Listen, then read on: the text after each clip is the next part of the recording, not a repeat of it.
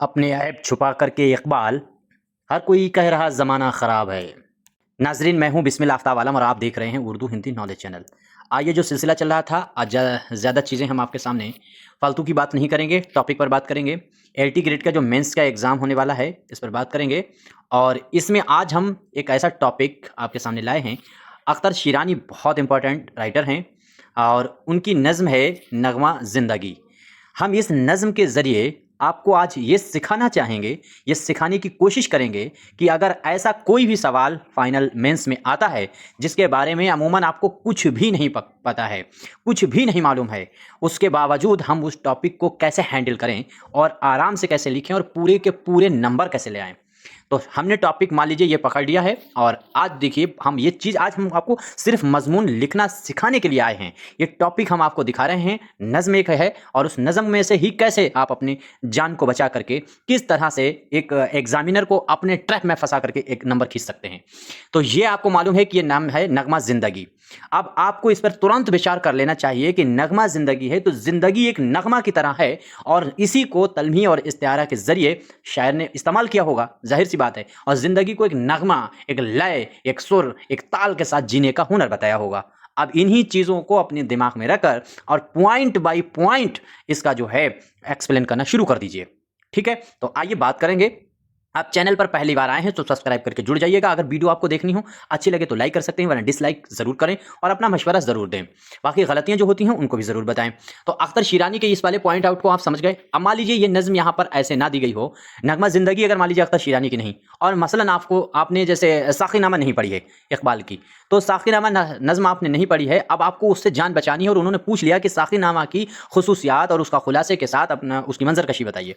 तो बस वहीं सर आपको क्या पकड़ लेना है कि इकबाल के वहाँ साखीनामा है तो जाहिर सी बात है खुदी को अच्छा बताया है, बेखुदी को किस तरह से उस पर गालिब होना चाहिए, इन बातों को कुछ कॉमन चीज़ों को उठा करके आप सवाल से निकल सकते हैं। हम आपको दिखाते हैं पॉइंट, कुछ चीज़ें आपको हेडिंग हम आपको, जैसे हम जब हिंदी पढ़ाते हैं तो वहाँ पर भी जैसे मान लीजिए हिस्ट्री है, तो हिस्ट्री अगर हम आपको पढ़ा रहे हैं इतिहास, तो हम आपको बता देते हैं कि 7 ऐसी हेडिंग्स हैं जिनको आप रट लीजिए और किसी भी शासक के बारे में पूछा जाए आपको वही हेडिंग कॉपी पेस्ट कर देना है, सीधे लिख देना है आपको। जब बिल्कुल नहीं आ रहा, अगर आ रहा है तो लिख दीजिए। मसलन जैसे किसी भी बादशाह के बारे में पूछा गया तो चरित्र उसका, ठीक, उसके लड़ने की कला यानी सैन्य विधि, उसके सैन्य प्रशासन और फिर साथ साथ में मूल्यांकन और मूल्यांकन के साथ साथ में नीचे उसका निष्कर्ष। इस तरह से ये 6-7 हेडिंग डाल डाल करके वो उसमें 4-4 5-5 6-6 लाइन लिख दोगे तो आपका मजमून टॉपिक तैयार हो जाएगा। वैसे ही हम लोग यहाँ पर इसी ट्रिक को हम आपको बताने की कोशिश करते हैं। बात आज ज़्यादा लंबी हो सकती है, चूंकि सीखना है तो आपको फिर रुकना तो पड़ेगा। अगर सब्र है तो ठीक है, बना आप जाइए, कोई दिक्कत नहीं है। यहाँ पर कोई ना कोर्स चलता है ना कुछ बेचा जाता है। अब ये नज़्म में हमने एक पहला पॉइंट ये लिख दिया है कि नज़्म का मरकजी मौजू और खुलासा। ये हेडिंग किसी भी नज़्म आ जाए, किसी की भी नज़्म आपसे पूछ ली जाए, चाहे वो इकबाल की हो, गालिब की हो, मीर हो, मोमिन हो, किसी के बारे में पूछा जाए, नज़्म के बारे में, मसनबी के बारे में, ड्रामा के बारे में, इस तरह से अगर पूछा जाए तो ये हेडिंग सेम ऐसे ही लिख देना। जैसे हेडिंग आपको दिख रही है यहाँ पर, वैसे ही हेडिंग आप पहली लिखेंगे। ठीक, और हेडिंग में क्या लिखेंगे, बस यहाँ पे नज़्म है तो अगर आपसे नज़्म के बजाय मान लीजिए आपसे कोई ड्रामा पूछ लिया, सिल्वर किंग का ड्रामा का आपका खुलासा पूछ लिया, तो सबसे पहले आप डालेंगे सिल्वर किंग ड्रामा का मरकजी मौजू और उसका खुलासा। ठीक, इस तरह से एक हेडिंग डाल दी। अब इस हेडिंग में क्या लिखा है, अब इस वाली बात को पकड़ लिया मजमून की। क्या है मजमून में, नगमा ज़िंदगी अख्तर शिरानी के रोमानी, चूंकि आपको मालूम है रोमानी और शराबी आदमी है, इश्क की बात करेगा, तो रोमानी अख्तर शिरानी के रोमानी फ़लसफ़ा हयात की तर्जुमान है। ठीक, ये बात कहीं नहीं, अख्तर के यहाँ जिंदगी का नगमा इश्क, मस्ती, हुस्न और जवानी है। यानी नगमा जिंदगी जो है, इसी वाले टॉपिक को ये बात पकड़ करके आपने लिख दिया है कि वहां अगर जब नगमा जिंदगी को नगमा माना है तो फिर जाहिर सी बात है कि इश्क है, मस्ती है, हुस्न है, जवानी है, नगमे में इन चीज़ों का इस्तेमाल ही होता है, तो ये तो होना ही होना है। ठीक, आगे बात समझ गए। अब इसी तरह से अगर ये चीज़ नहीं, अगर मान लीजिए ये चीज़, ये वाली नज़म नहीं आई और नज़म मान लीजिए आप लिख दिया किसान, तो किसान अगर ये नज़म होती, मान लीजिए जोश मलियावादी की किसान नज़म का खुलासा पूछा जाता, तो आप यहाँ पे क्या लिखते हैं कि नज़्म किसान, ऐसे करके यहाँ पर चेंज कर दिया, जो है नज़्म किसान जोश मलियावादी की रोमानी फ़लसफ़ा और साथ ही साथ में इनकलाबी इम्तिजाज का हसीन संगम है। बस ऐसे करके बात बना दी, हसीन संगम है। और नज़्म किसान के अंदर जोश ने किसान की ज़िंदगी को मुश्किलात का मुरक्का बताया है, बात बना दी। आगे उसमें बात बना दी कि उनके वहाँ इश्क जो है वो किसान की मेहनत कशी और अपनी काम की अलामत है। बात बनाते चले जाओ, कोई दिक्कत नहीं। आई थिंक क्लियर हो रहा होगा, बच्चे नहीं हैं आप, छोटे बच्चे नहीं हैं, मैं जो समझा, मैं लगातार कहता हूं कि आप सिर्फ नाचना सीखिए, उसके बाद डाइज आपके सामने कैसा भी हो, शहर में नाचना हो, गांव में नाचना हो, तख्त पे नाचना हो, जमीन पे नाचना हो, आप नाच लेंगे। मेन चीज़ है आप पॉइंट पकड़ पाएं। तो उम्मीद करता हूं ये पॉइंट आप पकड़ गए होंगे। इसी तरह से सभी का बता रहे, कोई भी चीज़ हो, इसी चीज़ को अगर हमने किसान बता दिया है, अगर आप कोई भी टॉपिक दे दीजिए हम बता देंगे। उस पर आप दुनिया का जो चाहो टॉपिक लेकर के आओ, हम 2 पेज तो हर टॉपिक पर लिख करके बता ही देंगे। बस बात क्या है कि आप पॉइंट पकड़ पाएं और अच्छा लिखें, तलफ़ुज़ जो लिखने की इमला है वो दुरुस्त रखें। इसमें क्या है, अब आगे देखिए खुलासा। अच्छा हाँ, ये देखिए अपनी किताबें, अगर आप टीजीटी की तैयारी कर रहे हैं तो 2025-26 की, तो इसको मंगा लीजिएगा। 2000 इसमें एमसीक्यू दिए हैं, इसके बारे में बाद में बात कर लेंगे। ये नंबर यहाँ पर जो दिखता होता है नीचे, उस पर ये दिख रहा है सामने स्क्रीन पे, इस पर बात करके आप मंगा सकते हैं। ग्रुप में जुड़ना हो, कोई मशवरा चाहिए हो मेंस के लिए, या इसका अपनी किताब को मंगा कर मतलब करना हो, या अपनी जो प्लेलिस्ट इंपॉर्टेंट है जीआईसी टीजीटी के लिए वो मंगवानी हो, तो इन सभी के लिए इसी नंबर पर कॉन्टैक्ट करें। अब आइए खुलासे पर हम लोग बात करते हैं। खुलासा देखिए कि नज़म में, आज का वीडियो मैंने पहले ही कहा कि लंबा होने वाला है चूंकि मुझे सिखानी है चीज़ें। तो नज़म में शायर जिंदगी को एक नगमा, एक गीत करार देता है, ठीक है। इसके बाद वो कहता है कि जिंदगी गमों को दुखों के लिए नहीं बनी, यानी जिंदगी जो है वो गमों दुखों के लिए नहीं बनी, ये बहारों, मोहब्बत, शराब, शबाब और रक्स सरूर का नाम है। तो जो चीज़ें नगमे में होती हैं वही चीज़ें। शायर नौजवानों से मुखातिब होकर कहता है कि गम ना करो, ठीक, गम ना करो, भले ये चीज़ें इस नज़म के अंदर नहीं हैं, फिर भी हम देखिए आपके सामने बता रहे हैं कि अपने पास से ये सारी बातें, मान लीजिए यही चीज़ें अभी हम तुमको बताते हैं, कोई दूसरी नज़म, अभी मेरे एग्जांपल मेरे दिमाग में नहीं आ रहे, सैकड़ों एग्जांपल है। मान लीजिए यही नज़म जो है वो आदमी नामा आ जाए, अब यही चीज़ मान लीजिए आदमी नामा अगर आ जाए, ये नज़म आदमी नामा कर दी जाए। देखिए आज हम टॉपिक आप अपना रुक करके इसे नोट कर लीजिएगा, बाकी हम सिर्फ समझाने आए हैं तो समझने की कोशिश कीजिए। मान लीजिए आदमी नामा है और आदमी नामा नज़म आपके सामने रख दी जाए, तो इसी चीज़ को बदल दीजिए। देखिए यहाँ पर यह कह दिया गया है कि यह बहारों, मोहब्बत, शराब, शबाब, रक्स और सरूर की बात करता है। वहाँ पर आप क्या कहेगा, मेहनत और मतलब जो है दिलकशी, लगाव, जिंदगी, रिश्ता, नाते और भाई बेटे बहन की अलामत को आदमी नामा बयान करता है। क्या दिक्कत है? कुछ भी दिक्कत नहीं है। आप अगर ये फन सीख जाएं तो कुछ भी नहीं दिक्कत है। फिर आगे क्या है, नौजवानों से मुखातिब होकर के क्या कह रहा है, कहता है कि गम ना करो, जिंदगी का नगमा गाओ, आहें ना भरो, ठीक है, वो दर्द दे रहा है इस तरह का। अब आगे ये क्या करता है, आहें ना भरो, इश्क करो, इश्क को नगमा उम्मीद सुना दो आकर, और दिल की सोई हुई किस्मत को जगा दे आकर। ये मिसरा मान लीजिए अपने पास से कह दिया आगे, ये एक लय में एक चीज अपनी तरफ से ऐड कर दी। आगे कहता है जवानी को जाया ना करो, जवानी को ज़ाया ना करो, अलगरस फ़लसफ़ाए ज़ौक़े जवानी ये है कि जवानी ना लुटाई जाए, ठीक। तो जवानी जो है उसका अक्सर मकसद ये है कि फ्री में जवानी बर्बाद ना की जाए, ना लुटाई जाए। मैनोशी और मस्ती, ठीक है, मैनोशी और मस्ती गम आक़िबत है ना फ़िक्र ज़माना, पिए जा रहे हैं और जिए जा रहे हैं, चूँकि उनका यह रंग है, ठीक है। यानी अख्तर के नज़दीक जिंदगी असल नगमा इश्क, हुस्न परस्ती और लम्हा वजूद से लुत्फ अंदोज होना है। वो माजी के गम और मुस्तकबिल के खौफ को रद्द करते हैं। तो इस तरह से आप देखेंगे। अब देखिए इसमें अगला पॉइंट, इतनी चीज़ें लिख दी, यानी 10-12 लाइन आप आराम से ऐसी लिख सकते थे जो खुलासा बना सकते थे उस टॉपिक को अंदाज़ा लगा करके। ऐसा टॉपिक जिसके बारे में पढ़ा ही नहीं है या पता ही नहीं है, पता है तो फिर आप वैसे ही लिखिए जैसे पूछा जा रहा है, जैसा भी चाहो वैसे लिख सकते हो। और कुछ कॉमन हेडिंग्स, अब देखिए नज़म की खुसूसियत।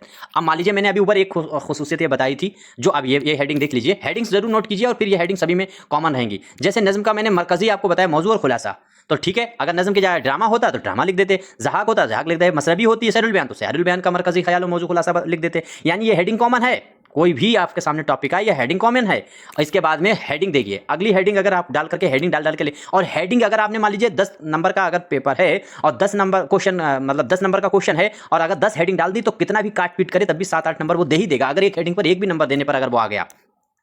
तो आगे देखिए, अब दूसरी हेडिंग हमने अपने पास से क्या बना ली है कि नज़म की खुसूसियात, ठीक। अब वही बात अभी हमने बताई थी, जो ऊपर हेडिंग थी वो इसे बदल सकते थे। अब मान लीजिए ये नज़म ना हो करके ये ड्रामा हो तो उसकी खुसूसियात होगी, मसनबी हो तो उसकी खुसूसियात होगी, मतलब ये दास्तान होगी तो भी उसकी खुसूसियात होगी। तो ये या आपके सामने एक कॉमन फैक्ट है, ये कॉमन हेडिंग है, अमूमन सभी को नोट करना चाहिए। अब ये बात आगे देखिए, इसमें क्या है, रोमानियत। रोमानियत यहाँ पर काहे लिखी है, अगला हमने पॉइंट बना दिया। रोमानियत इसलिए क्योंकि शायर रोमान का है। अब ये बात भी ध्यान रखना, मान लीजिए कोई नज़म ऐसी आ जाए जो नज़म इस तरह की हो कि वो शायर पर भी ध्यान रखिएगा। अब इकबाल की नज़म हो तो रोमानियत के बजाय खुदी, बेखुदी, ये वाली हेडिंगें आपकी बन सकती थी, बढ़ाई जा सकती थी। अब इसमें यह आपको क्या करना है कि अख्तर शिरानी खालिश रोमानी शायर हैं, उनके यहाँ, चूंकि रोमान की बात करी तो खालिश तो अपने पास से ही वर्ड बढ़ा दीजिए, क्योंकि उनके यहाँ अकल के बजाय जज्बा, तखय्युल और वारदाते कलवी की हुक्मरानी है। नगमा जिंदगी में भी इश्क और हुस्न को जिंदगी का मकसद बताया है। ठीक, ये बात इसमें कही गई हो नज़्म में या ना कही गई हो, आप चूंकि एग्जामिनर नज़्म में क्या क्या बताया गया ये दिमाग वो भी नहीं लगाएगा, बट उसे ये लगेगा कि बच्चे ने एक एक पॉइंट बताने की कोशिश की है।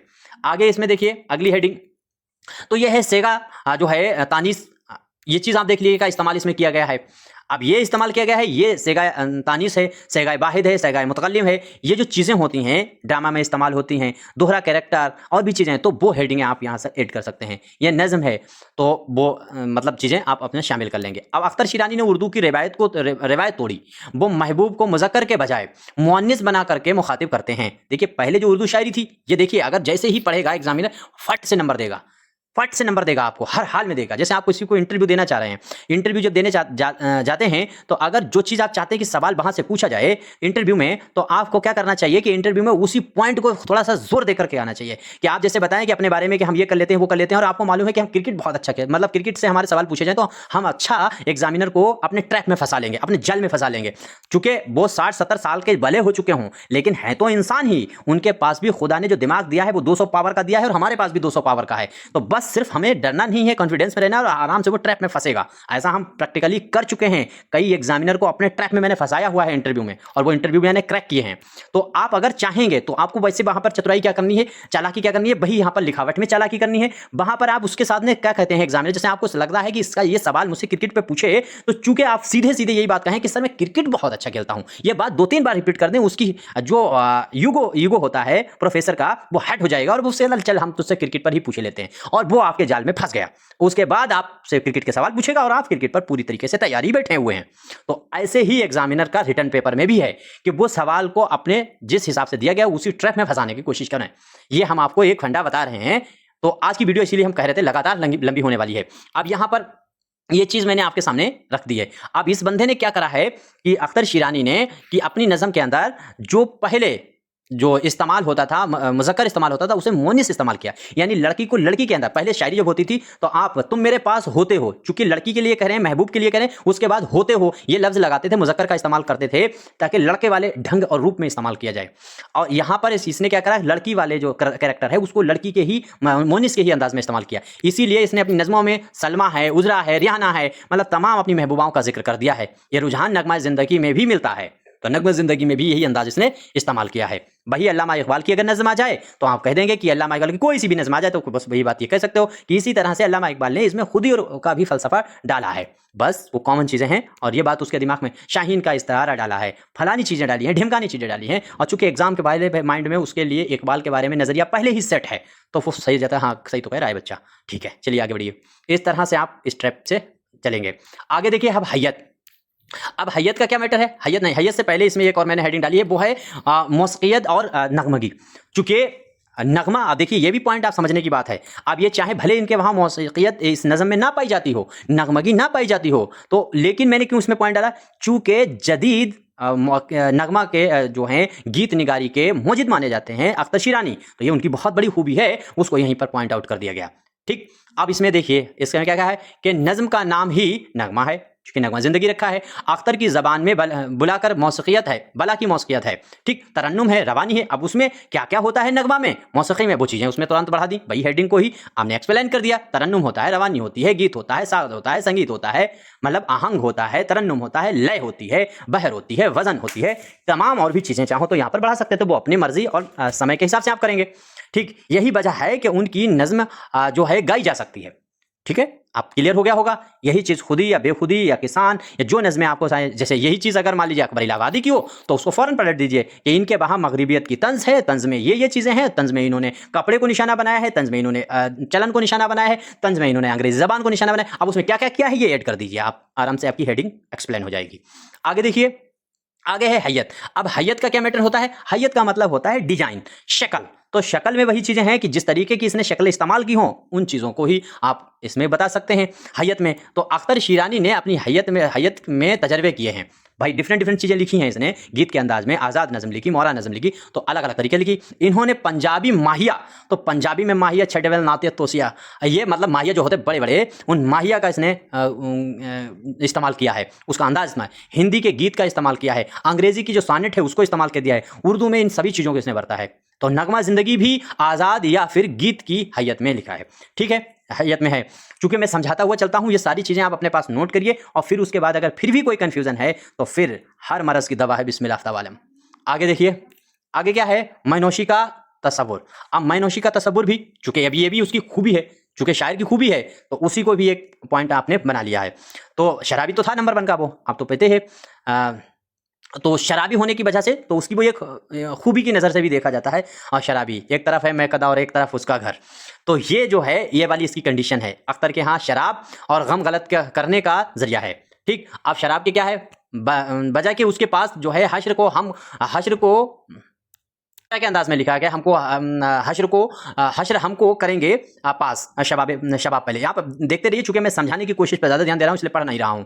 आगे देखिए, तो इसमें इसने यह चीज़ क्या करा है, यहाँ पर अगर आप देखेंगे तो हिसाब होता रहा है या हिसाब होता रहेगा यार, अब हमें भी मंगा दे शराब पहले।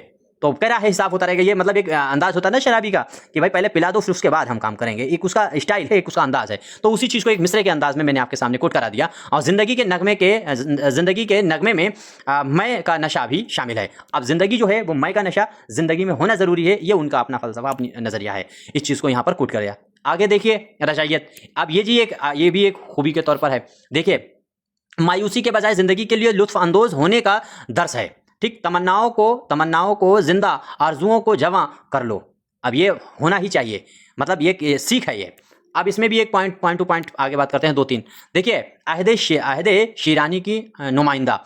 अब उनके अपने दौर की नुमाइंदगी उन्होंने क्या कहा था, अहदे शीरानी की नुमाइंदा में तौर इनका दौर क्या रहा है। तो आपको मालूम है कि इनकी पैदाइश 5 में और 48 के बीच में हुई है। तो इनका सबसे सुनहरा दौर जो रहा होगा वो 1930 से 1940 के दरमियान रहा, जो तरक्की पसंद दौर की उरूज पर था, ठीक। और अख्तर ने इश्क व रोमान का परचम बुलंद रखा। नगमा ज़िंदगी उसी वाक़यात की आवाज़ है कि ज़िंदगी सिर्फ सियासी नारे नहीं, क्योंकि सियासी नाराबाजी कर रहे थे ये तरक्की पसंद वाले, तो वो कह रहा है कि सियासी नाराबाजी जो है वो ज़िंदगी नहीं है, ज़िंदगी एक अलग भी लुत्फ़ है, उसे जीना चाहिए। आगे देखिए, नौजवान का शायर। अब ये भी देखिए कि ये किसका शायर है, तो नौजवानों का शायर है। ये चीज़ आपको देखिए, ये भी उसकी खूबी है शायर की, और नज़म के अंदर ही इसने ये इस्तेमाल किया होगा, जाहिर सी बात है, जो उसने नज़म लिखी है। तो अब अपनी खूबी को वो अपनी शायरी में तो डालेगा ही। अब यही अगर शायर को दूसरा होता तो नौजवानों का शायर यहाँ पर कहा जाता है, इकबाल होता तो शबाब का जोश होता तो कहते इनकलाब का शायर यहाँ पर हेडिंग बन सकती थी। इकबाल होता था तो आप फलसफी शायर या और कोई हेडिंग वहाँ पर कोट कर सकते, जो उसकी बेहतर खुदी का शायर, बेखुदी का शायर, खुदी और बेखुदी दोनों मिला करके लिख देते शायर, ठीक है। सवालिया शायर, इस्तफहामिया शायर, इस तरीके की हेडिंग्स आप बना सकते हैं। ऐसे आप अपने घर पे प्रैक्टिस करते रहिए। अख्तर को शायर शबाब कहते हैं, और उनकी शायरी ने पूरी नस्ल को मुतासिर किया। नगमा ज़िंदगी नौजवानों को मायूसी से निकालकर ज़िंदगी से प्यार करना सिखाती है, ठीक। अब उसके मकसद की तरफ बढ़ रहे हैं, नज़म का क्या मकसद हो सकता है। आगे लिसानी हुस्न। आप देखिए, लिसानी जो लिखने की खूबसूरती है, जमालियात, डिजाइन, भाई अभी हम तुमसे भी कहते हैं जब मजमून आप लिखेंगे तो उसमें खूबसूरती होनी चाहिए। अब वो जमालियात जो है वो देखिए, अख्तर शीरानी की ज़बान सादा, अब ज़बान की खूबी बताना ज़रूरी है, शीरीं है और साथ साथ में पुरतासीर है। वो बेखुद चांदनी की नज़रों से घबराएगी बादी में। और आगे देखिए, सुना है मेरी सलमा, मतलब ये इसकी नज़में हैं और ये इसकी नज़मों की और खूबियाँ भी हैं। तो सलमा रात को आएगी और बादी में जैसे मिसरा उर्दू शायरी का असासा हैं। तो इस तरह के मिसरे इसने कह करके अपनी बात को कहा है। चाहो तो हुबहू मिसरे लिख दो, अगर किसी के मिसरे याद आ रहे हैं तो वो मिसरे डायरेक्ट लिख दो, लेकिन लंबा नहीं, पूरा शेर फिर एक्सप्लेन करना पड़ जाएगा। अब आगे देखिए, एक नगमा में तो नगमा ज़िंदगी अख्तर शीरानी का वो फ़लसफ़ा है जिसमें ज़िंदगी गमों का दफ्तर नहीं बल्कि इश्क, हुस्न, जवानी, मस्ती का नगमा है। और इस नगमे को पूरी शिद्दत से गाया नहीं, पूरी शिद्दत से गाना ही असल ज़िंदगी है। अब आगे नोट पॉइंट पे अगर देखेंगे तो बाद में आदमी आगे कह सकते हैं इनके मजमूए देख लीजिए, तो अगर याद आते हैं जिसका भी लिखना है तो अख्तरिस्तान है, सूबे बहार है, या नगमे हरम है, और भी बहुत से इनके हैं वो आप लिख सकते हैं। ठीक है, अब यहीं तक बात करते हैं। और ये किताब है अपनी शाहीन, इसको मंगा सकते हैं। 25 से 26 का 2026 के जो भी एग्जाम देने हैं इस नंबर पर कॉन्टैक्ट कीजिएगा।